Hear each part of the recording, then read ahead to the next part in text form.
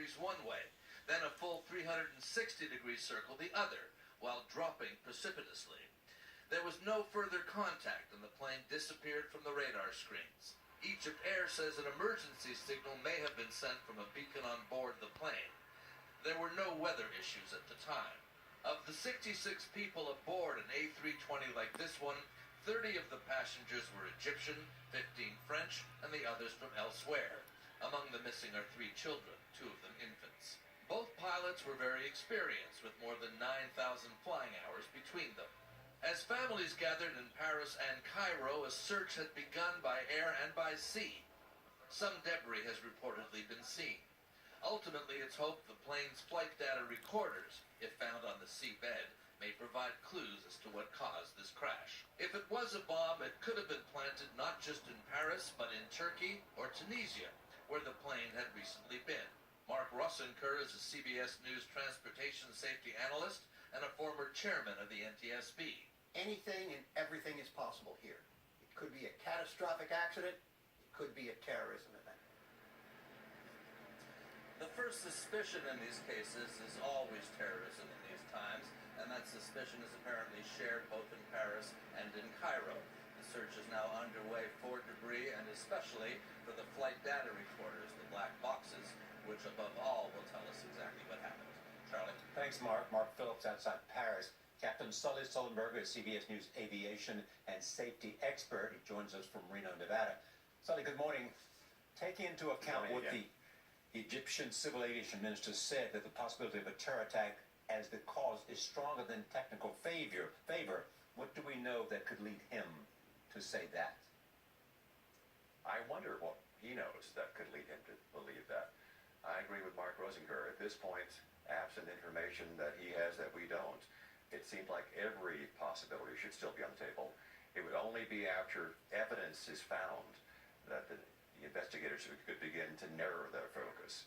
But they will be looking at when more plane debris is found and specifically identified to be part of this airplane, or when the recorders are found and analyzed, we'll begin to answer all the many questions that are in this case. But the investigators have a lot of tools, and one of the things they can do when they do find wreckage from the airplane is see if there's soot on it, see if it's been expanded or ripped in a way that would be caused by a fire or explosion, for example, or if it's been torn apart for some other reason. They'll see if the airplane has reached the surface intact or began to come apart in the air.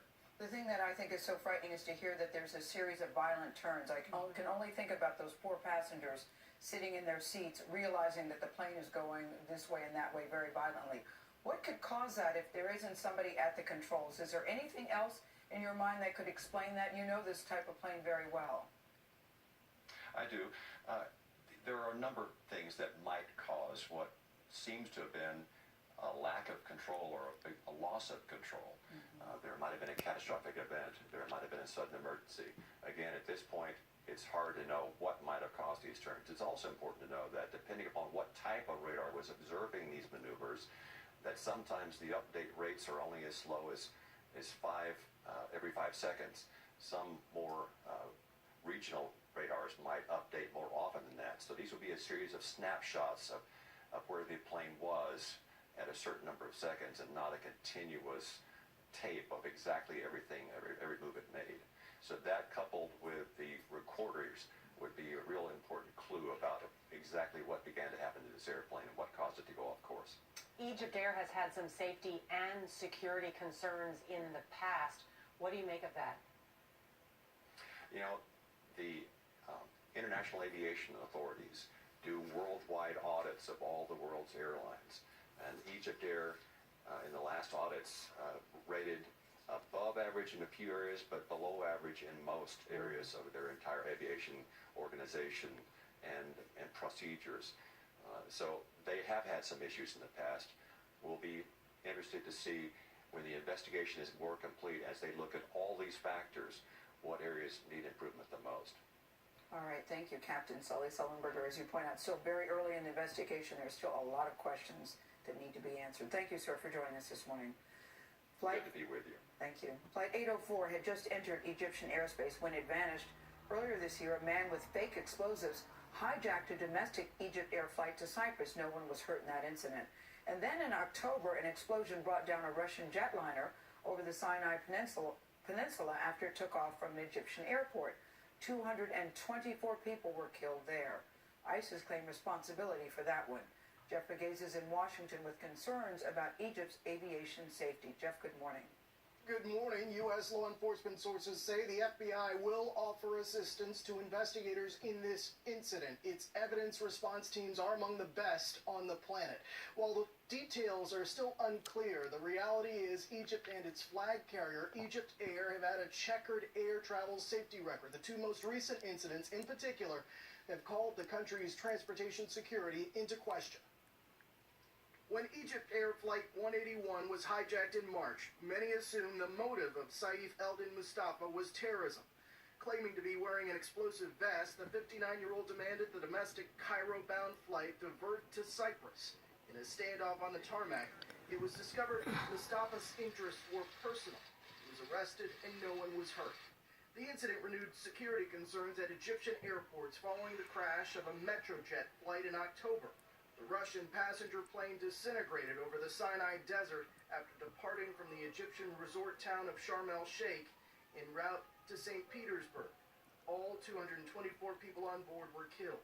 ISIS soon claimed responsibility for the apparent bomb attack.